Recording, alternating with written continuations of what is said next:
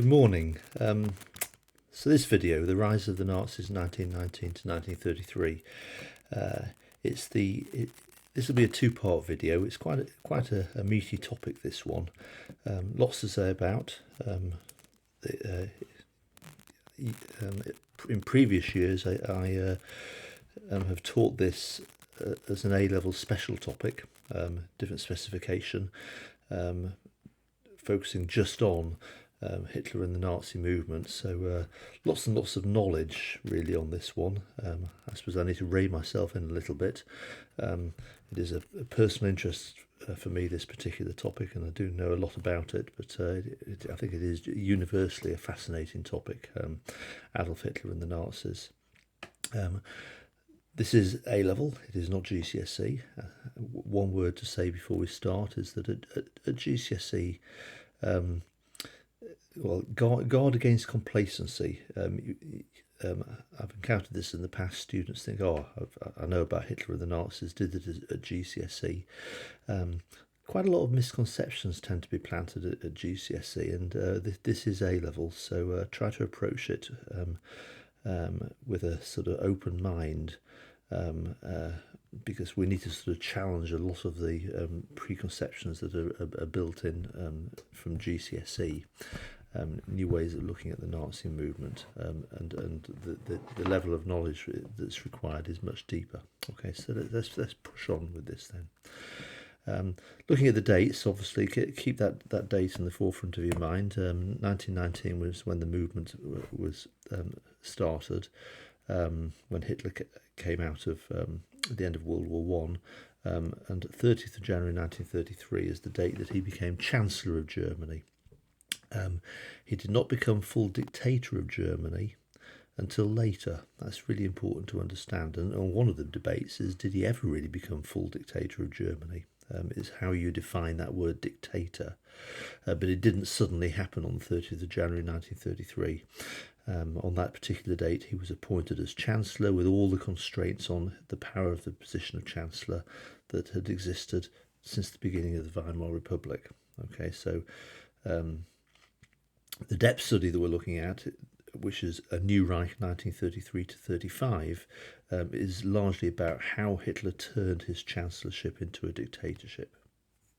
Let's move on. Sorry. The big picture. The rise of the Nazis, you can see there, it's highlighted in yellow. As you can see, two topics is what we're saying for this particular aspect of the course, okay, because it is quite meaty, and as you can see, it is exclusively using Evans, which I've uploaded to the Padlet page, and you should have read. In the previous lesson, we looked at Introduction to the Third Reich, Germany, 1871 to 32. This particular lesson is drilling into that detailed picture about the rise of the Nazis within that bigger picture of Germany in the Weimar years. Okay, so there's your flipped learning for the lesson, just to remind you of that. So we had the bigger picture there, Germany 1919 to 32, and then zooming into the middle part of it, which is what we're doing here. And there were 7 paragraphs in the second half of the chapter by Evans, and if you're going to put a name to each paragraph, that would be the name. Okay, so yeah, you can read those yourself. You've obviously read it before this lesson anyway, so hopefully you're sort of on board. And so the purpose of this particular lesson and this video is to sort of like just take you through each paragraph, making sure you pick out what are the key points that Evans is making, and I'll expand and explain on each of these points as we go through, using my own knowledge and experience on this. Okay. Last October, at the beginning of the course, you were assigned to watch 3 YouTube videos which I prepared for you that talked about the political spectrum. Okay, so there was one video about the political left, another video about the political right, and another video about the centre of the spectrum, sort of liberalism, liberal democracy. And you can see that the lengths of them, 18 minutes, 27 minutes and 18 minutes. Now is the right time to revisit those 3 videos. Okay, you're about a third of the way through the course. And the reason for this is this particular depth study is very, very heavily political. Okay, so the terms socialism, conservatism, liberalism, etc. are just part of the basic vocabulary of this part of the course. So hopefully by now, sort of a third of the way in through the course, you're pretty comfortable with these sorts of terms, okay? But I think now would be the chance just to sort of consolidate, go back and play those videos again. Okay, so they're all in a playlist called The Political Spectrum. Obviously on the slideshow, which you can download from the Padlet page for this lesson, if you click on the link there, it'll take you straight to it. But otherwise, you go to my YouTube channel, click on playlists, and go to the playlist called Political Spectrum, and you'll see all 3 of them in that particular section. So move on. And there's our big picture that we're working towards. Okay, so I've put the in a nutshell comments on top of the mind map. So over these 2 videos, we'll be building up that picture, and that's what it'll look like by the time you get to the end of the second video. And there's our mind map. Okay, so we will, in the first video, this particular video, we will focus in on that strand, 1919 to 23, and then we will focus in on this large strand here, the sort of green strand. Okay, so quite a lot to talk about there. And then in the second video, we'll focus in on the issues about the nature of Nazi support, in particular the popular support, the middle classes, the role of the army, and how all that came together when Hitler was appointed as Chancellor by President Hindenburg on the 30th of January 1933. Okay, so we'll start then with the years 1919 to 23. Okay, so in a nutshell, okay, so this is what we're really focusing on the videos, is my summary, and then you can drill beneath that in the next 2 or 3 slides. Okay, so in a nutshell, the Nazi Party is actually called the NSDAP, which is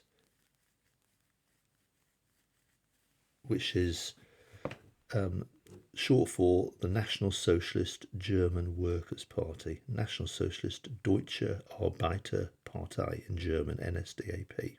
Okay, they were an extreme right-wing political party formed in Germany in 1919 at the end of the First World War, and obviously led by Adolf Hitler. Okay, so right-wing, and that's the right-wing element is obviously the N and the D. Okay, nationalist, German. The S and the A, the socialist, that's the S, and the A is German for Arbeiter, which is workers, were largely put in as a ruse, as a the word socialist and workers is of course left wing, and the Nazis were not a left-wing party. They were very much of a right-wing party, a radical right-wing party on the extreme right.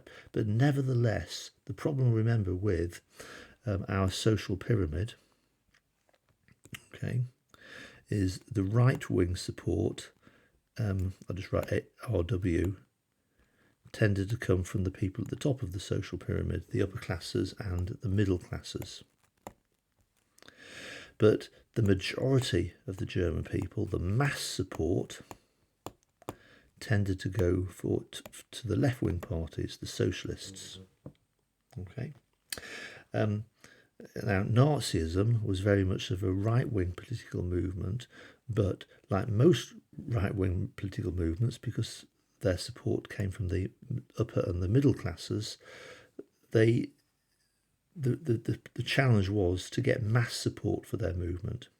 So Hitler needed to convince the lower classes, the people here, to to turn away from the left-wing political parties such as the Social Democrats and the Communists, and to provide support for his movement on the extreme right.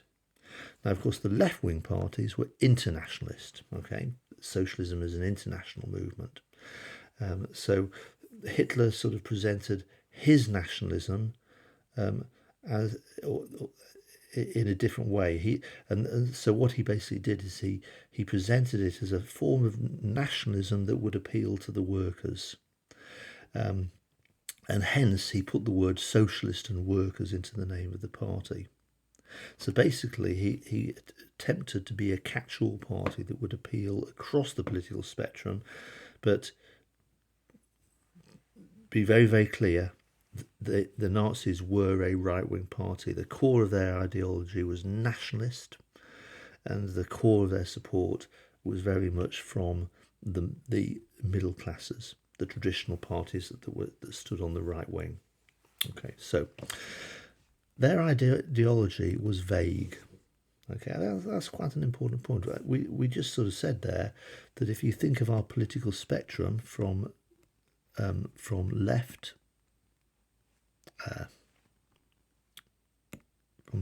to right, and the Nazis, although they were very much on the right, they tried to appeal to the left wing. They tried to broaden their appeal across the spectrum. So inevitably, they were a party that tried to appeal to all classes. So they deliberately didn't want to get sucked into the details there. If there was anything that united them, that defined them, is they were a party of negatives, of hatred. Strongly nationalist. Okay, yes, we've said that. Believed in overcoming class barriers. All Germans should stand together because we're German. Their brand of nationalism was very racist. It was social Darwinist. Okay, which we've already touched upon. Social Darwinism, remember, based on Charles Darwin's evolutionary ideas in science, that life was a fierce struggle, the law of nature.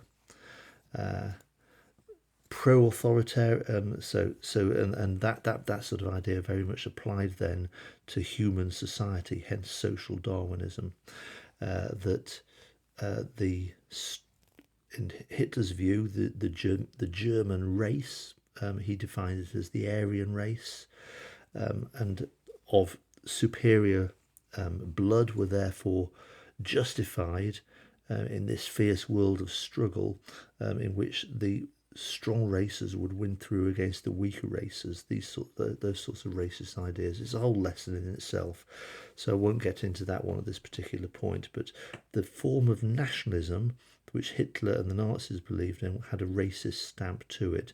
Germanness wasn't just defined in terms of language, tradition, culture, history. Germanism was defined in terms of the blood of the German people. It was a biological definition of the German nation. Pro-authoritarian, very much, in other words, anti-democratic, that the Nazis believed in strong leadership from above, and that some men, and it was men in the Nazi world, were born with a natural ability to lead, and therefore that gave them the right to lead. There's that word natural again, that the social Darwinist stamp, the law of nature.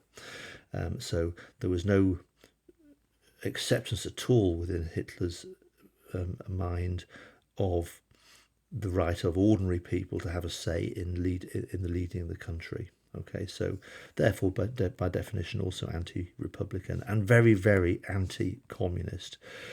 communist being, of course, internationalist. Okay, that a movement of the international working classes, German working classes, in Hitler's view, should be loyal to the nation, to Germany. Their loyalty should not be to the international workers' movement. So in the early years, 1919 to 23, let's be clear about this, Hitler and the Nazi Party were a fringe revolutionary party. Okay, they did not really participate in conventional politics. They were not a party that were out there putting leaflets into doors and trying to capture the vote. Okay, that wasn't what they were about. They were basically a party that originated from the Freikorps movement at the end of World War One, sort of demobilised soldiers who couldn't fit into ordinary peacetime life. So their fight was on the streets, and they were basically a paramilitary movement, as I say, demobilised soldiers at the end of the war who simply couldn't fit into peacetime life. So their method for achieving power was basically through violence, and that's not through politics, not through getting the vote. This is how we would define the movement in its early years.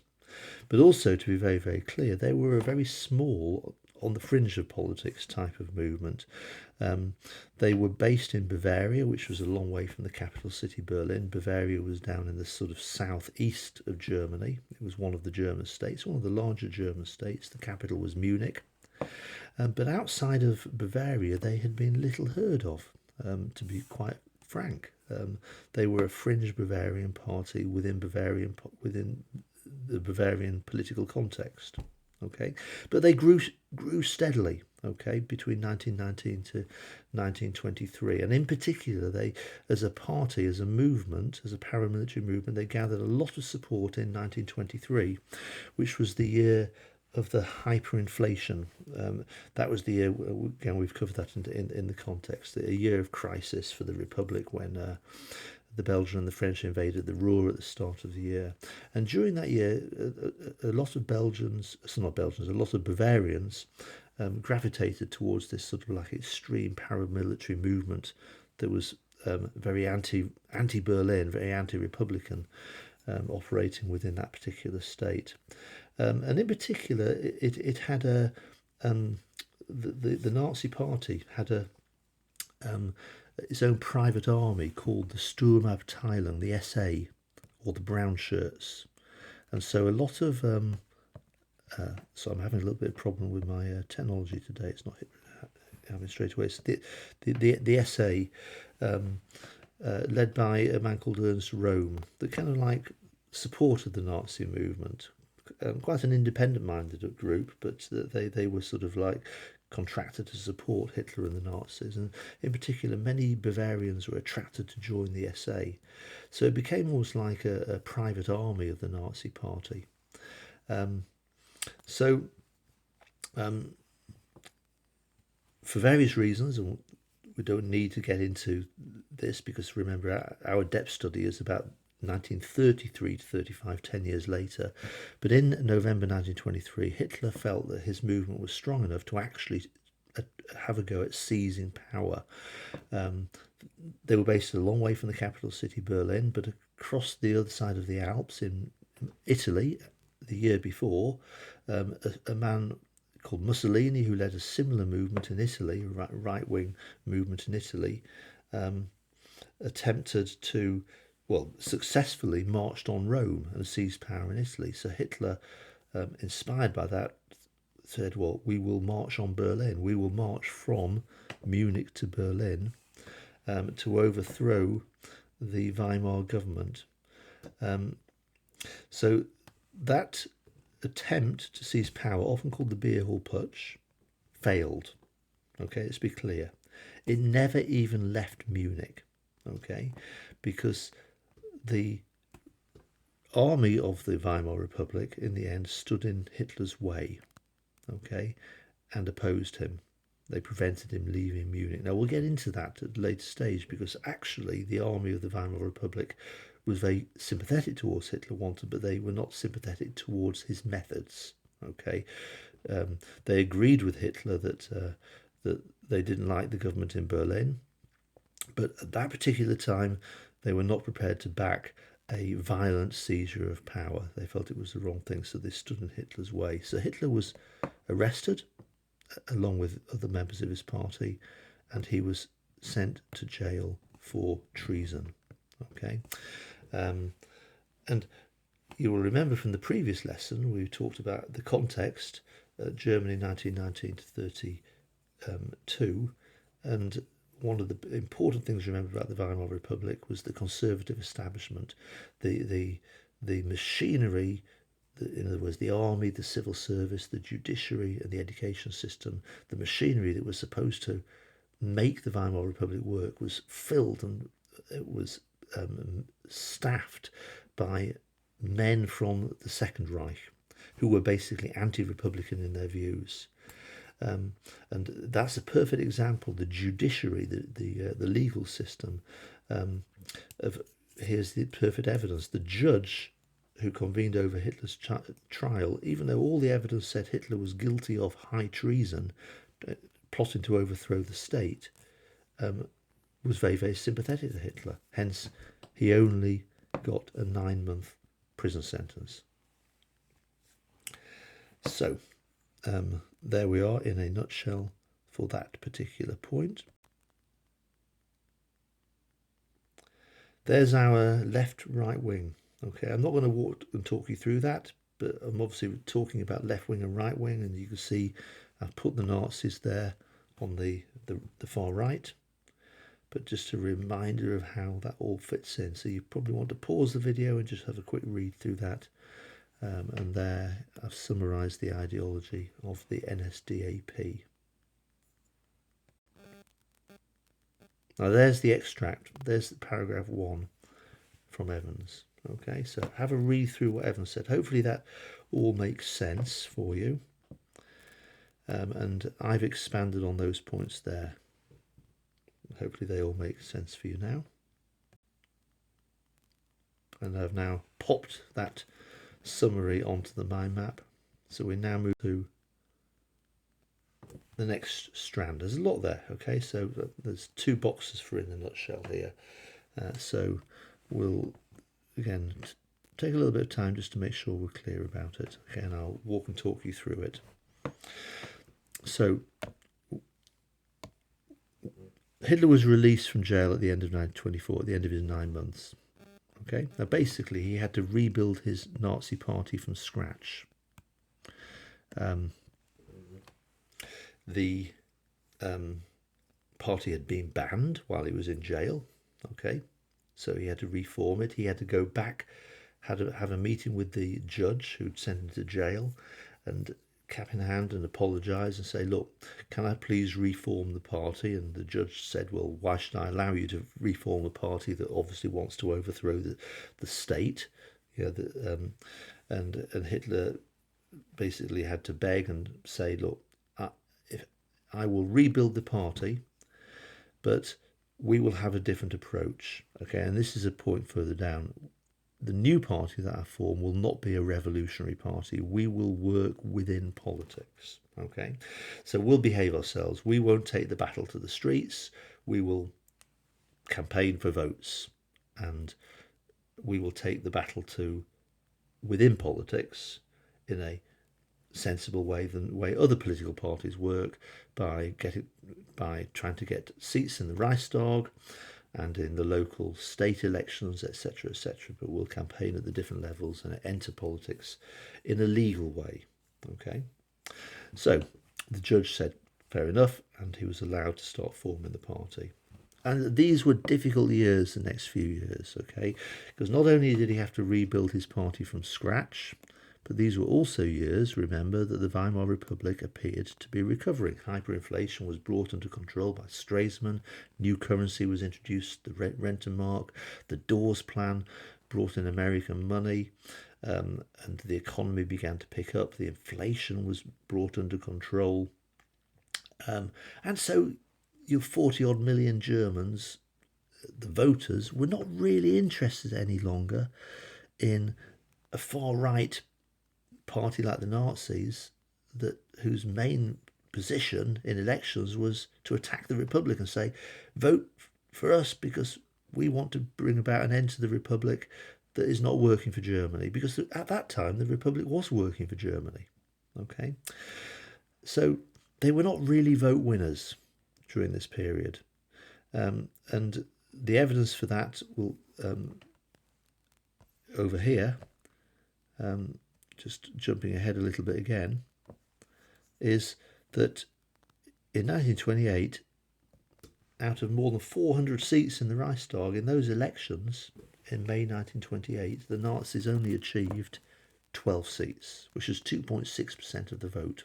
Okay, in other words, 97 or 98 out of every 100 Germans weren't interested in voting for the Nazis at that particular time. So they were not vote winners. Okay, but nevertheless, Hitler did recruit during these middle years of the 1920s a hardcore of fiercely loyal, talented, ruthless party members. Okay, and using these men such as Joseph Goebbels, Gregor Strasser, Rosenberg, etc., Hermann Goering, he was able to build a small but highly disciplined party. Okay, very loyal to himself. It was based on that, what he believed, an authoritarian structure. So there was no debate within the party. Hitler was the leader. Hitler gave himself the title Führer. The party was anti-democratic. It hated the Weimar Republic because it did not believe in debate or discussion or giving. It did not believe in leadership by committee. It believed in leadership by strong leadership. So the party was very much Hitler at the top, and he would give absolute orders to his underlings, and each of his underlings would have absolute control over their underlings, and so on. And it was a pyramid structure. And at each level in the structure where I put an X, that leader had absolute power over the people beneath him. So it was a very tightly disciplined party that functioned very, very well. And also, because of its structure, it stretched into every single corner of Germany, okay, as a machine that was preparing itself to capture the vote. So it wasn't really capturing the vote, okay, but it was well organised and it touched every corner. So in every village there would be a member of the Nazi Party who would be trying to capture the vote of the villagers. In every town, in every region of every town, it stretched into every corner. Nobody was really listening to them, but they were there. And that's an important point. The second point is that the new party had to hide its revolutionary edge. It had to work legally. It couldn't just go out there, beating up communists on the streets the way they had done before 1923. That clearly hadn't worked. Okay, the army had stopped Hitler and he'd been thrown into jail and the party had been banned. So now that he's come out of jail and reformed the party, he's got to kind of like put that revolutionary edge to one side. But that's the important bit. Put it to one side. It was not got rid of. It was still there. It was just hidden. The message was, we must take power legally. We've got to behave ourselves. But once we have achieved power, once we have got ourselves elected into office, once Hitler, is Chancellor of Germany, whenever that time may come, then we will bring that revolutionary edge back to the surface. Okay? Then the revolution will happen. Then the day of reckoning will come, and you guys, stormtroopers, can go out on the streets and have your moment of violence against the enemies of the Republic. But for the moment and the rise to power, which may take many, many years, we have to behave ourselves. So a small, very well organised NSDAP reaching into every corner of the country, okay, highly trained, ready to capture the national vote when difficult times eventually returned. But you have to be frank there, 1924 to 28, difficult times were not there. The Republic was doing well, okay? But in spite of all of that, Hitler and the Nazi movement never lost hope. Hitler always said the bad times will return. Now, we, of course, as historians, know eventually what happened. We know that the bad times did return in 1929 with the Wall Street crash and the beginning of the Great Depression, and the Nazis were poised and ready and they captured the vote. Okay, but that was not known at the time. Okay, although having said that, in the countryside, remember, the good times never really did return in rural communities, in agriculture. So in the mid-1920s, that's where the Nazis quietly worked away in the villages, in the small rural towns, and even as early as 1927, you can see that they were making real headway and they were capturing the votes in sort of village local elections and so on and so forth.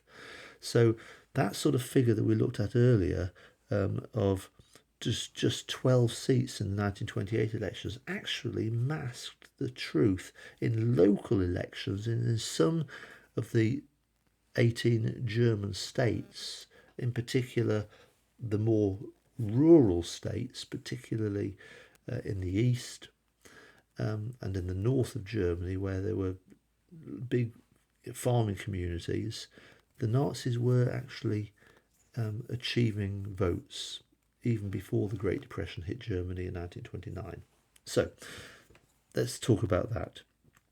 The bad times then arrived in October 1929 with the onset of the Great Depression. Okay, and remember, the Great Depression began with the Wall Street crash, and the Great Depression had a devastating impact on Germany, causing mass unemployment. Okay, and by the end of 1932, more than 6 million Germans out of work. Okay, so again, we covered that in the previous lesson, but just to re-emphasize, the Great Depression was the opposite of the 1923 economic crisis. The 1923 economic crisis, the problem was inflation, rising prices. The 1929 to 32 economic crisis was a depression. Prices were falling, not inflating.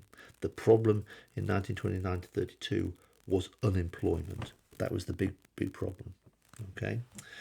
Now, what basically happened during this period is the vote was polarised. The national vote. Think of our political spectrum, which we saw on the previous slide. And it polarised means that the German voters went to the two extremes, the extreme left and the extreme right.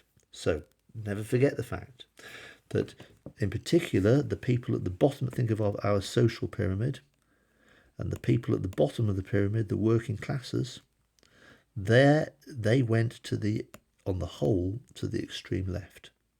So the Communist Party significantly increased its vote from the unemployed working classes. But the middle classes in particular, here, their vote went to the extreme right. Their vote went to Hitler and the Nazis. Because the middle classes were terrified by the growth of the communists. Okay, so on the far right, you've got the growth of the Nazi Party. Their support mainly came from the middle classes. Okay, because clearly, if the Communist Party on the extreme left were then to achieve power in Germany, they would introduce a complete social revolution, which would bring about a classless society, and the middle classes, who've got the wealth and the status, would lose everything.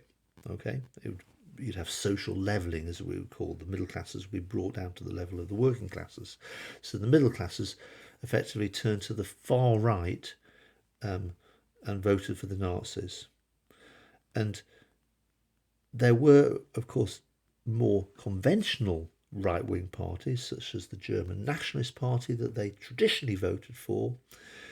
But now they thought, we want a more radical version, a more radical party on the far right, and that can back our interests. And of course, the appeal of the Nazis was they were seen to be a party of action, not just words. The traditional right-wing parties, like the German nationalists, were seen to be a party that talked a lot, but that didn't have the physical strength to protect the middle classes. whereas the Nazis did, because what did the Nazis have? They had the SA, they had their stormtroopers, the brown shirts, they had their private army. Okay, so that was very much part of it. So in a short time, very short time, and it happened very, very quickly, the Nazis rose from being one of the smallest parties, 12 seats in 1928. In 1930, September 1930, just 2.5 years later, 107 seats. So they went from 3% of the vote to basically about 18% of the vote. And then 2 years on, or less than 2 years on, in July 1932, the Nazis more than doubled their vote and achieved 230 seats. And 230 seats was an astonishing 37% of the vote. So they went from being the smallest party in Germany to being, in July 1932, the largest party in Germany. So moving on, there, spent 10 minutes or so walking and talking through paragraph 2. So you can read paragraph 2, there it is, from Evans. And there are the key points that I've just expanded upon. Okay, so again, I won't read through them with you, but there are all the key points. Map them onto your mind map. Okay, there. And there are the elections. So you can sort of see how the votes started to polarise. So this is before the Wall Street crash here in May 1928. So the Nazis, there's our 12 seats, 3%. Okay. Communists were a much larger party at that point, 11%. Then, 1929, the Wall Street crash. America pulled out its money, mass unemployment as businesses in Germany closed. So on the left, many of the workers are made unemployed, turn to the left, and you can see the beginning of the growth of the KPD, 13%. But the real growth was the middle classes turning to the far right, and the Nazis went up to 18%.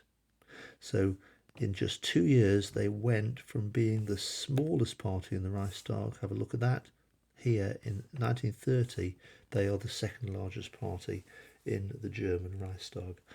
Also notice the parties in the middle, they're the Democratic parties, the pro-Republican parties, the parties that back the Republic. In 1928, they commanded a majority. It needed a coalition, they needed to work together, but they had just enough support to be able to govern Germany. However, by 1930, they've lost, their supporters dropped to 43%. So even if the SPD, the DDP and the Catholic Centre Party, they're the three parties, even if they coalesce and they work together and they form a coalition government, they haven't got enough support to pass laws unless they find one of the extremist parties, either the communists on the left or the extreme nationalist parties on the right, to work with them. Okay, and the problem was none of these parties, none of the blue parties, the nationalist parties on the right, or the extreme left-wing party, the communists, were prepared to take part in government. They wanted to bring government down. So basically what happened in 1930 is government broke down. Laws could no longer be passed through the conventional means. And that concludes this particular video, okay, which is as far as I wanted to go for this particular lesson. So I'll do another YouTube video, a separate one, which will look at the nature of Nazi support, popular support there, but also support in strategic places like the army and the Conservatives, and how all that came together to lead to Hitler's appointment in January 1933. We'll do that in a second video, which I will record in the next day or two and upload to this YouTube channel. Hopefully that was helpful to you. Thank you very much. Signing off now.